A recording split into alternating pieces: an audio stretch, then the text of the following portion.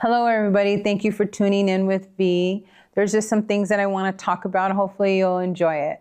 I want to talk about how we value ourselves. I know in our previous episodes, we talked about valuing ourselves. What does that look like? So I have a few little notes here to keep me on track for the sake of time.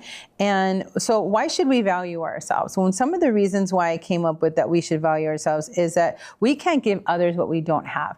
And I know that I expressed this before in a couple other episodes of, if I don't have it, how am I going to be able to give it to you? But if I don't value myself enough, how am I going to be able to continue to do that? How do I get started?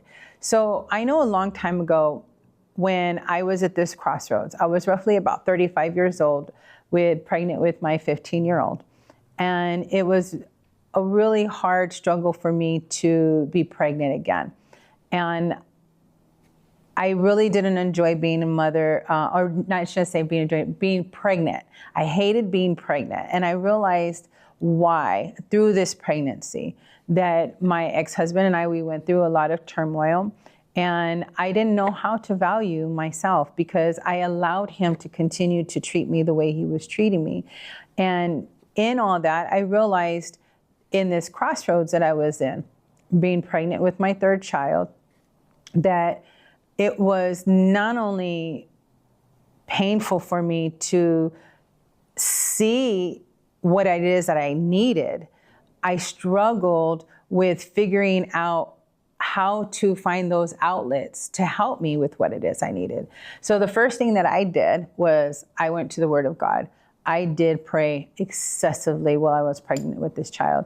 I did not like women. I realized why I didn't like women. It was because of the fact that I had a lot of bitterness and resentment and pain from my own mother. Even from my sisters, relationships that I've had with girlfriends, turning their cheek, turning their eye, not including me, that played a big factor into why I had no value. When you feel constantly abandoned, rejected, and unloved, you don't see what it is other people see. And don't get me wrong, like through the time that I was growing up, I've had teachers and people tell me like, oh my gosh, you're so awesome, or you're gonna be something and this and that. And you're like, what are you talking about? I even struggle with it today. And it's not because I don't know my value, it's just the flesh is weak. And so in that, how did I figure all this out? I went to the Word of God. I prayed a lot. I worshiped God a lot.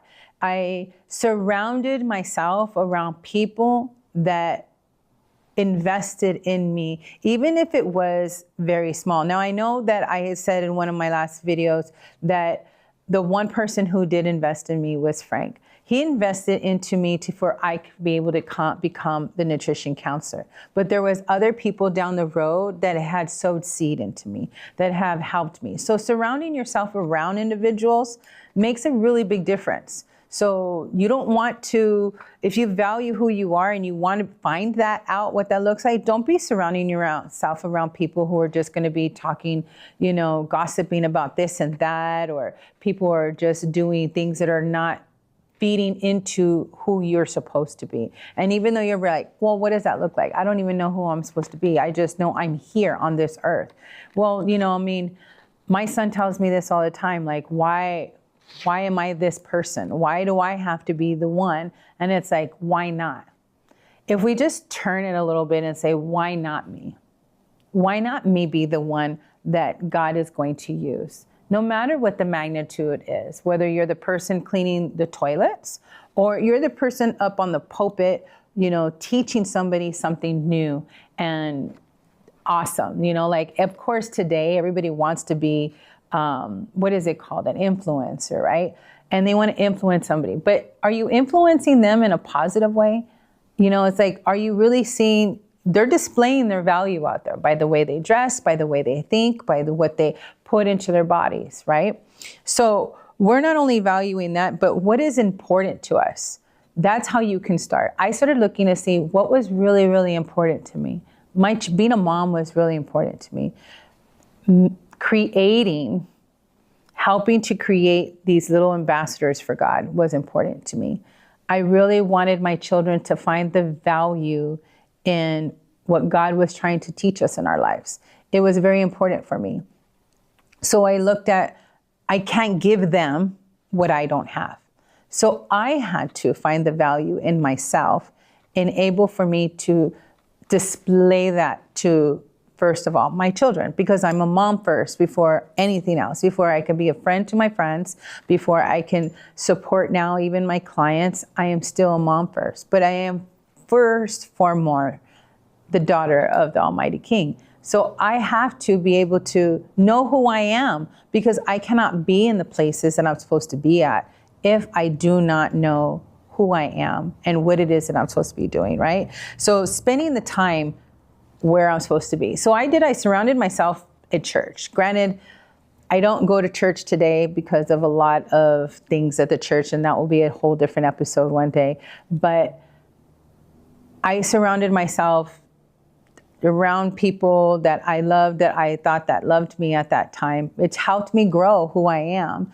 So those people really showed me the love and compassion for not only me, but for my children. They showed me how to trust again. And it wasn't just even at church. I was also involved in a prison ministry. Those women showed me how to love women again. Now, mind you, when I got there 25 years ago, I honestly did not love women. I got there so angry and resentful towards women. And I realized through those women that it was because of my mother that I didn't love women. And those women showed me this variety of different personalities and how can I say, like, these different textures of women. They're just avenues that they've been down, the journeys they've been down was so different than mine. And some of them they're the same. Now I had some of them who would say, oh, well, you know, this and this we did. And I'll be like, I'll never be that. I'll never do that. And I hope not. And then there was moments that I did. But it was part of my journey that God had me on to be able to show me my own value, to show me to be able to give somebody what it is that I didn't have at that time. So brings me to the thought of that moment when I had met all these women. I started my own ministry to help women that have been afflicted by incarceration. And those women were wives of incarcerated loved ones. They were women like me. And I remember one day I sat around this table, and I had a really big, huge dining room table, and we were talking about different things that were going on in our lives. And maybe some of those women might be watching this episode one day. And each thing some of the things they were going through, I was like, God, I can't relate. Well, I end up learning how to relate. Like, when we have value, this is kind of hard to speak, because when we have value, we know what it is, how to display certain things about ourselves. When we don't, we're kind of all over the place. It's very loosey-goosey, right? So each woman had displayed something. One woman had said something to the fact of, I lay down with my husband and I don't know I just doing my duty, my due diligence, right? Another woman said that my husband goes on these tangents and he leaves home and he doesn't come back. And then when he comes back, he puts us in this financial debt. I didn't know what that was like either. Another woman said that I just felt like killing myself and I've tried several times, or her husband tried to kill himself and didn't know what that was like either. Well, I ended up experiencing all three of those things because I didn't know my value. I remember laying down with my husband and doing my due diligence and feeling like I was this concubine and not knowing what that felt like before that. But then in that moment and after, I was like, wow, that's not who I am. I'm his wife. There's a different type of value in that than me being this concubine. And I'm not saying that if you're that person that is doing that, if you are that woman who is lost, doesn't mean you can't find yourself. But I did that and I felt that, so I can relate to somebody else. I can have empathetic feelings towards somebody to help them. And then the other woman, where her husband was leaving, going on these drunk tangents and then coming back home, and then they would be in these financial debts, and she was constantly ripping off Peter to pay Paul and trying to play catch up. I did that too. He put us in big time debt. For the 2.5 years it took me to get us substantially where his credit was great, to buying a house and buying a car and doing all these things with our family, it took him like 2.5 months, like that, for us to lose it all, for the house to go into, just about going into foreclosure. Then we had the other woman who wanted to kill herself, who's tried in many attempts. At that point, I thought I was a strong woman, that was never going to happen to me. Well, it wasn't too long after Keone came home from the hospital, right before my grandson was born, that I decided to hang myself. It's not the best thing to talk about, but I lost that value. I had no idea who I was. I remember putting my son in the carrier, the one that I spent a month and a half at the hospital with, that stood at the hospital for 5.5 months. I remember putting him in the baby car seat and putting him in the hallway and closing the door. I don't even remember where my 15-year-old was at that time. He was only 4 years old. I don't remember where he was. I remember that my son was still home, and he wasn't, my older son, and he wasn't in the army, and he was in the room with my daughter-in-law, who was just about to give birth the next month to my grandson. So in between the time that my son came home and the exact month that my grandson was born, I decided to take my life because I didn't know my value. And this is the first time I'm ever really telling a lot of people, everybody will know. It's not something that I am proud of, but I am grateful to the fact that God showed me my value in that moment, that I was worth more than anything. And I remember the day that I kicked the chair off and the chair slid so far that my short legs eventually knew how to bring that chair back, and I was able to get myself off that door, my bathroom door in my bedroom. And it was the hardest thing for me to regroup in my thoughts, because I was like, who was that? I had no idea who I was in that moment. And I realized that I didn't have value. I did not know what that looked like. I didn't know who Virginia was. And that is probably one of the hardest things that I had to overcome in that season of my life. You might be that person. You might know somebody that's like that. And they're like, why am I here? You may not need to know why you're here in this moment. And this is where I also came to understand that I didn't have to know everything. And trust me, Virginia wants to know a lot of things. I want to know everything as much. I love information, but I feel like I have to know everything. And God says, no, slow it down, back it up. You don't need to know everything. And even with me trying to understand why I tried to take my life that day, I come to realize that I was allowing myself to be that vessel for the enemy to just strip so thin, sift me as that wheat to get to the value that I hold, which is my children. They have a purpose. I have a purpose. My ex-husband has a purpose. He still has a purpose. It's all up to us to fulfill those purposes. And the enemy will do anything he possibly can to knock you down in that purpose. And he tried with me. He didn't win, because I'm still here talking to you right now. But I put myself in positions and started spending time with people and locations where it was serving me a purpose. It was feeding into me growing. It's like a plant, right? You know, I mean, if we don't water the plant won't grow. So surround yourselves around areas where you can grow. You're not going to be hanging out with the same people. You're not going to be doing the same things. If you see that those things are not serving you any purpose, you need to opt out. It's just that simple. You may turn around and say, well, I'm stuck in a hard place. Then pray. That is your other outlet, is to pray. Like I've shared before, where I was trying to change my identity at one point in time, where I was going to leave my ex-husband. I didn't understand my value. I was looking for outsources.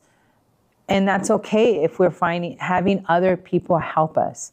But just know that the person that you're having help you, make sure you see yourself in what they're trying to do, if that makes sense. You're going to try to see more than just what it is that they're doing. They're not going to be using you as a puppet. They're going to be helping you. They're going to help transform you. They're going to empower you and encourage you to be a better version of you. They're going to see you that you don't see, what you don't see when you look in that mirror. There's many times I was looking in that mirror and I didn't know. I didn't see a beautiful woman. I didn't see a beautiful girl when I was younger. I didn't think I was beautiful until I was about almost 30. No matter how many times people had said I was beautiful, no matter how many times people said that I was pretty. And it's true. I saw no value. And I come to realize that it was more deeper trauma that stemmed from my mom and my dad and what they did. And, you know, they spent more time and energy focusing on their drama that they were creating on themselves, things that was not happening, the woulda, coulda, shouldas. And it trickled down onto us kids. Me and my two sisters went through so many turmoils individually, and we're not even close as sisters today. It stems from the parents. You know, us as parents need to put into our children and teach them their value. Teach them what that means. Build that foundation for them. And I really feel that that's very important. So you'll be able to hear one day my son coming and sharing with you, or some of my children maybe, and you get to see what they're about to say about what it is in their perspective of valuing themselves.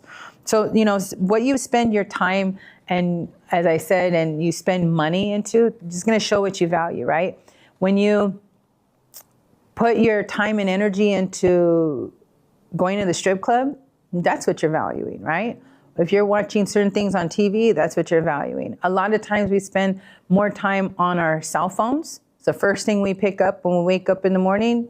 That's what we're valuing. We're not caring about the EMFs that is destroying our brains. We're not seeing how that's destroying the cells of our body. We're not seeing how it's not giving us enough sleep that helps us produce things in our bodies to keep it more functioning. We're not looking at those things. We're just like fiending for that, right? This is what we want. And that is what we're putting value into. Let's talk about how we value what we put in our minds. Like, I've spent many, many occasions talking to my children about what they listen to on the radio. The church will call it secular music. Then we have, the church music, the worshiping music, the praising worship. And are you putting those things in your mind? Stuff that's going to be, again, building you up, empowering you, encouraging you. You know, if you're listening to, I don't feel today that all secular music is bad. I did at one point. I was very brainwashed and did think that it was really bad for me. And it depends, right? I mean, it all depends. Like, does it bring you back to a certain situation that is going to pull you back into that depths of hell? Or is it going to uplift you and be like, yeah, I remember this was so cool. I just felt encouraged. It was a great time of my life. And now you're boosting all these endorphins and you're just feeling so great. Or is it going to be something completely off the chain where you're just going to go, whoop? So you got to look at what it is that you're doing. What are you listening to? The places and locations that you're putting yourself into. I tell my children, and I've always told them, look at the friends that you have. Are they empowering you? Are they investing in you? You are who your friends are. It's kind of like the old saying, you are what you eat. But I take it deeper as a nutrition counselor and say, you're not only what you eat, but how your body functions with what you eat. Because not everybody can have a cheeseburger today, right? Not, but if you're constantly throwing crap in your body, that's what your body's going to become. Because later down the road, you're going to have the diabetes and the high blood pressure and the high cholesterol. And, you're going to have aches and pains and high inflammation and chronic diseases. This is what you're valuing right now. So it's important that we teach our children and teach the young people today how to value themselves. Then we can't just live in that motto that I've heard so many times. Well, live it up today because you're not going to be young forever. Yes, you're going to be forever an adult. Absolutely, 1,000%. You're going to be an adult majority of your life. But doesn't mean destroy your childhood or destroy your body enough to where your adulthood is destroyed, right? It's the same thing as like we're only a child for so long, so live to be a child. But don't shove junk food down your throat. Perfect example. Yesterday we were at the air show, and this child had to be about maybe about no more than 13 years old. This kid was morbidly obese. And my husband and I, we were like, we want to just slap the parent. It's not the child's fault. It's not the child's fault because they're giving him all this food. They're giving him the junk food, whatever reasons to keep them quiet. Now, maybe the parents have some challenges in life, right? Maybe they haven't been taught. But this is the whole point of doing this, is to teaching the parents so they can help their child, so it could help the generations down the road. It's like one thing that I made a solemn vow to myself was I wasn't going to have fat kids. That might sound offensive to some people. You know what? You're either fat or you're not fat. There's like really not in between. And some people will say that I'm fat. Well, I am overweight and I'm still working on it. And I'm working on it from within. And people see me today, they're like, oh my gosh, you've lost a lot of weight. I had someone tell me again on Saturday, wow, you're losing more weight and you look great. What are you doing? You know what? I'm eating to my own bio-individuality. So I'm teaching my children to value themselves, to eat according to what their bodies need now. And we're just not taught that. I was never taught that. So how could I have taught it to the first generation that I birthed, right? So when I look at those things, I taught my daughter and my older son how to value themselves where I was at. I realized when I was pregnant with that third child that I could only give my children with what it is I have. I don't recall where I heard this or where it stemmed from. I just know that I couldn't give them what it is that I don't have. And I went on this rabbit hole to learn as much information as I possibly could, because I knew that the only child, I only thought I was going to have one more, but that one child I had that was inside me, I was going to give him the best version of me. And it was crazy because I had that thought, and my older son told me, Mom, my brother's going to have the better version of you, the best part of you, the best part of Dad. And even though he's, their father's not in their life today, they didn't get the best part of him. Maybe one day they will, but right now they're getting the best part of me because of the fact that I spent countless amount of time and absorbing as much information as I possibly can to be able to give it to them. So we talk about stuff like our investments. We talk about retirement. What does that look like? We talk about learning things now. My 15-year-old, when he was about 11, he was like, why are you volunteering me up for stuff? And I'm like, because you need to learn it. You needed to be on your resume. You needed to just have experience. And he didn't like it at first. And I'm like, go talk to that person, go do this. And he's like, why? Why do I gotta do this? I'm like, you'll know one day. And now at 15, he has no problem going to speak to people. He has no problem seeing an elder person that needs help, picking up their groceries and taking it to their car. He has no problem being that helping hand. Where did that stem from? Right here. And that is what we need to do. When we start showing them, and then they start seeing value, that this person needs help. I value myself enough to be and care that I'm going to give out that cariness. I'm going to value who they are. They've had a long life. They can't pick it up. They need help to go on. So that is what we're doing. I'm teaching my children. My husband and I now are teaching my children how to be better men, how to be great ambassadors, how to value who they are and what it is they're supposed to become. Because if they can't value what it is they're doing right now and the little things that they are, they're not going to be able to see all those big things. They're going to get caught up in that, and it's going to destroy them and sift them again. That is going to be the enemy's second round to being able to do that with them.